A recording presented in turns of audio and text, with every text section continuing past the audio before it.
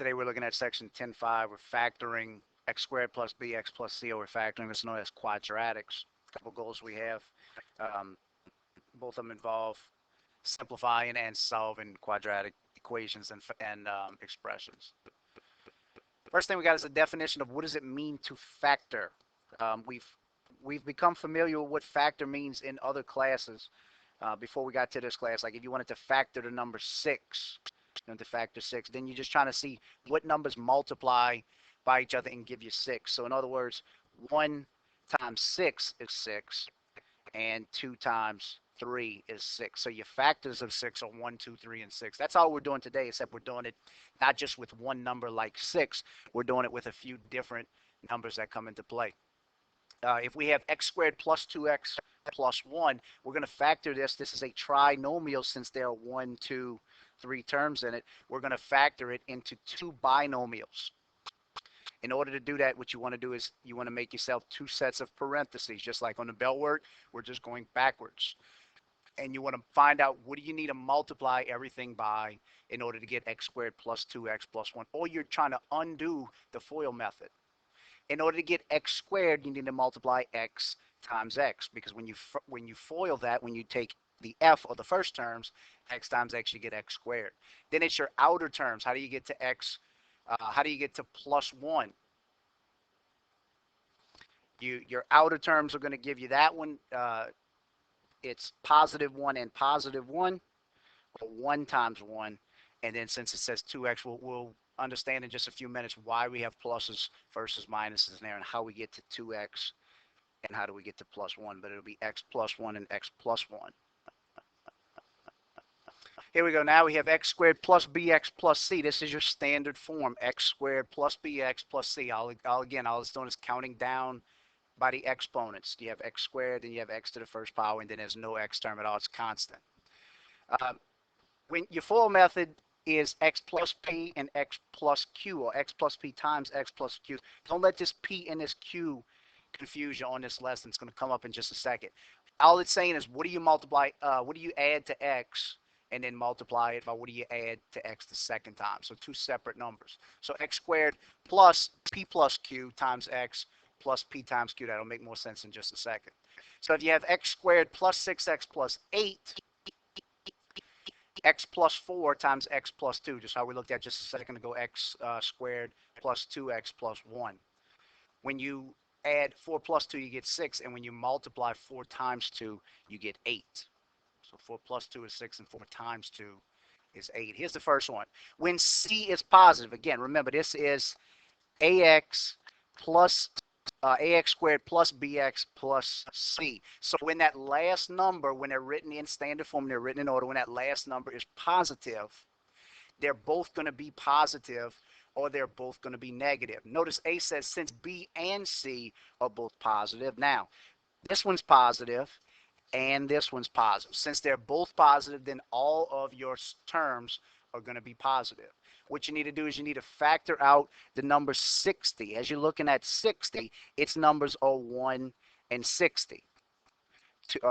60. 2 and 30. 3. I don't know why I wrote 61. 3 and 20. 4 and 15. There's a lot of different factors of 60. 5 times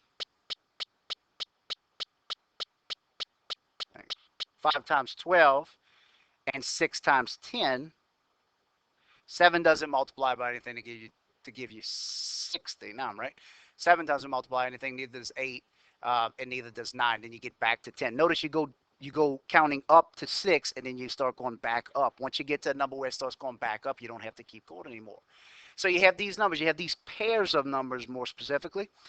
You need to know which ones do you add when you add them together or when you subtract them from each other will give you the number 17, which pair.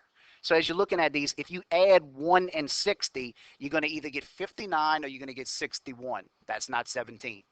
2 and 30 is either going to be 32 or it's going to be 28. 3 and 20, that's one that could give you 17. Because if you take 20 and you subtract 3 from it, you can get 17. But let's keep looking because that might not be the right one. 4 and 5 is either going to give you 19 or it's going to give you 11. That's not 17. 5 and 12, when you add those two together, you get the number 17. And then 6 and 10 is either going to give you 16 or it's going to give you 4. So we have two possible pairs that give you the number 17, 3 and 20, and 6 and 5 and 12. So since both of the numbers are positive, both of them positive 17 and positive 60, B and C are both positive, then you have to add both of the numbers. There's no subtracting involved at all. So that'll eliminate 20 minus 3. So the factors we're going to use are 5 and 12. So notice it says when P and find P and Q when they're 17 and P times Q equals 60. So when you add them, they give you 17. And when you multiply them, they give you 60. So your factors are 12 and 5. And the order you write them in right now isn't going to matter. But 12 and 5, and they're both adding to each other to give you 17. So they're both positive. So P is 12 and Q is 5. As you're looking at x squared minus 16 plus 39, notice the second number, or the C, I shouldn't say second, your C term is positive. That means both of them have to be the same term. They both have to be either positive or they both have to be negative. Notice they were both positive for this one, but for B, you have a negative going along with a positive.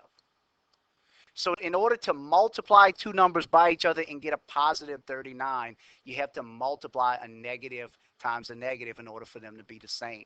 So a negative times a negative. 39 is a whole lot easier to factor than 60 because there's not a lot of numbers that go into it. 1 times 39 and 13 times 3. I should have wrote them the other way. 39 and 3 times 13. There are no other numbers we're going to deal with that work with those. But luckily, the numbers, when you add 3 and 13 together, they're going to give you the number 16, which is what we're going to look for, 16. So it says find two numbers whose sum is negative 16. Again, 3 and 13 only ones work, and whose product, or when they multiply each other, they give you the number 39. So it says find P and Q when P plus Q is negative 16 and P times Q is 39. So that's the exact same thing we did just a second ago with P and Q, getting 17 and 16.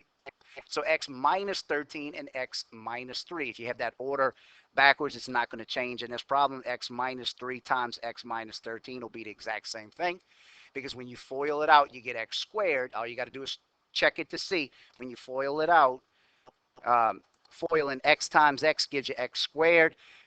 Your outer terms, X times negative 3 is negative 3X. Negative 13 times X is negative 13X. And negative 3 times negative 13, negative times negative is positive 39. When you combine your like terms, negative 3X and negative 13X, that gets you back to negative 16X. I'm looking at all these nines and it's throwing me off. Notice it gets back to the number that you're looking at. So that's all we're looking at today, factoring. That's when the C term, looking back at it, that's when the C term is positive. So anytime the C term is positive, that means they have the same sign. Either both of them are going to be positive or both of them are going to be negative. Anytime your C term is negative, anytime you have a negative C term, they're going to be different.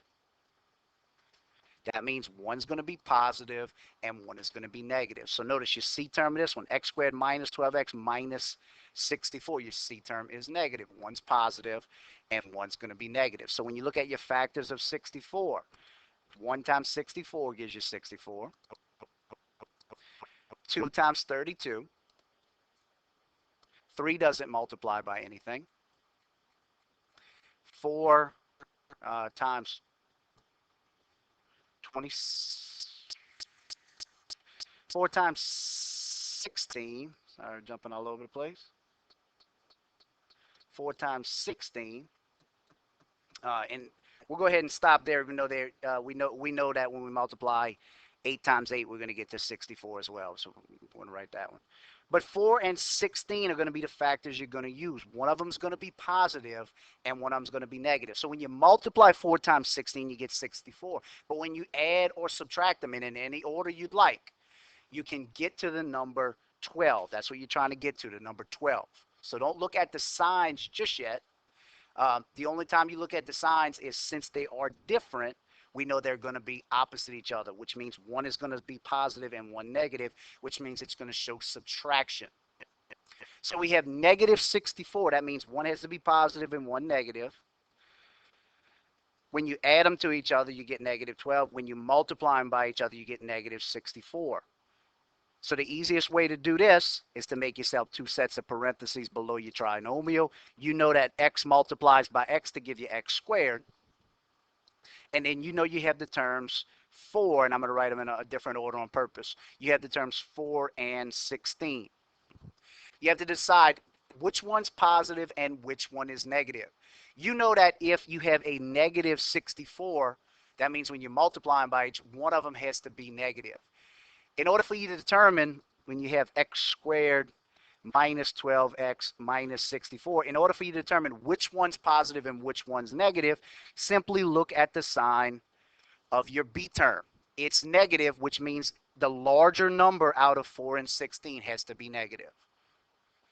Because when you add negative 16 and positive 4 together, you get negative 12. Had you had your signs reversed, then you'd have a positive 12x instead of a negative 12x is what you're looking for.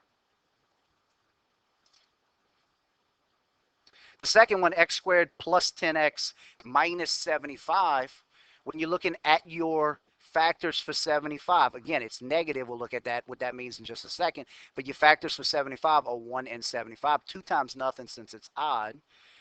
3 and 25.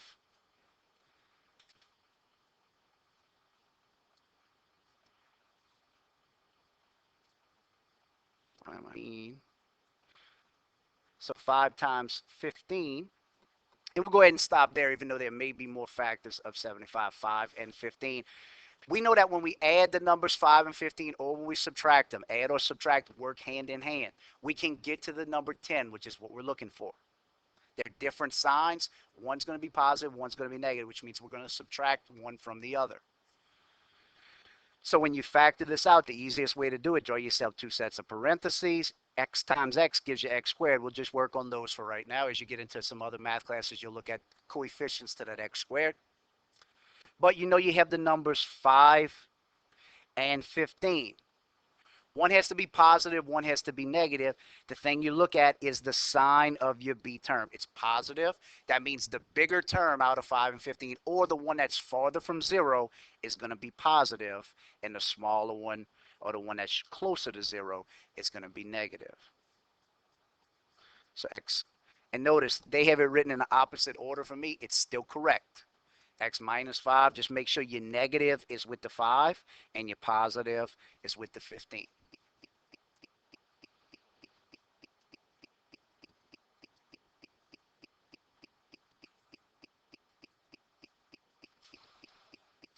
The only thing different about this next example is you're solving x squared minus 6x equals 72. The first thing you want to do is you want to make sure it's written in standard form.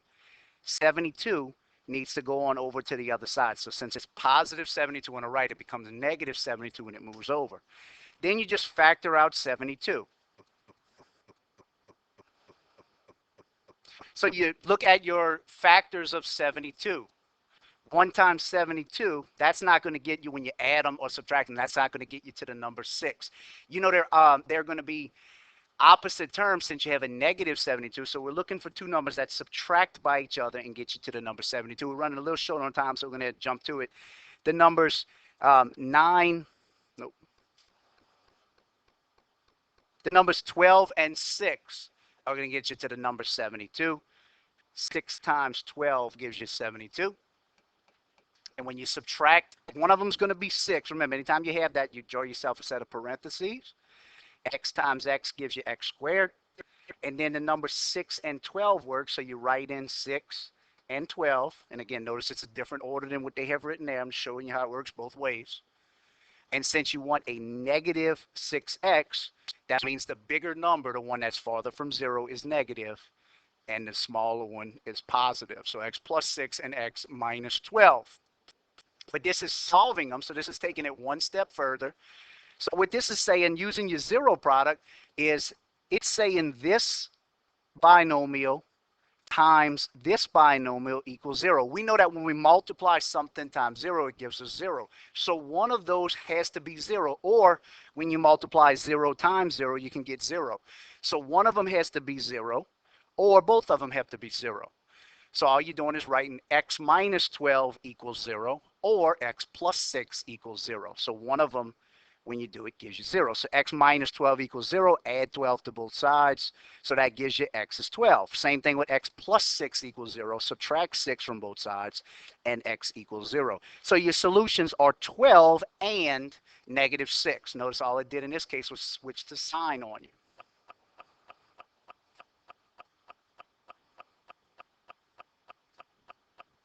And then we have a checkpoint that says solve the equation. So we have x squared plus x minus 42. So this is plus 1x. So this one's going to be pretty simple for us. Easiest way to do it, write yourself out two sets of parentheses just like that. You know that x times x gets you x squared. Then we have to do 42.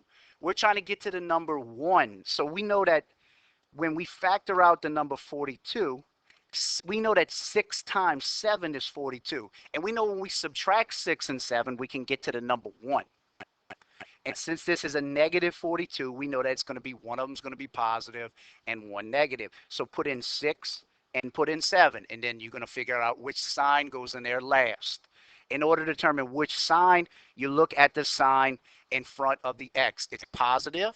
That means the bigger number is positive, and the smaller one is negative. So x minus 6 times x plus 7, and it's equal 0. So at this point, you take each of those binomials separately, x minus 6 equals 0, or x plus 7 equals 0. And those are two simple equations for us to solve. Add 6 to both, and x is 6. Or, and it's or, subtract 7 on both sides, x is negative 7. So x equals 6, or x is negative 7. Do the same thing with this other one. The only thing that's different is you have positive 20 right here. Undo that by subtracting. It's positive. Undo it by subtracting 20. So subtract 20 on this side, then you have to subtract it on this side. It gives you negative 38. That's not a simple thing to factor out, but watch and see how simple it is. X squared minus 17x minus 38. What two numbers can we subtract since it's negative? What two numbers can we subtract from each other to get you to number 17? Not a whole lot of terms in 38, just to speed us up a little bit. The numbers 2 and 19. Draw yourself a set of parentheses. And x times x. The numbers 19 and 2 give you 38 because 19 times 2 is 38. Then you look at the sign of your b term. It's negative, so the larger one is negative and the smaller one is positive, equals 0. X minus 19 equals 0, or x plus 2 equals 0. Add 19 to both sides, x equals 19, or subtract 2 on both sides, x equals negative 2. So x equals 19, or x equals negative 2.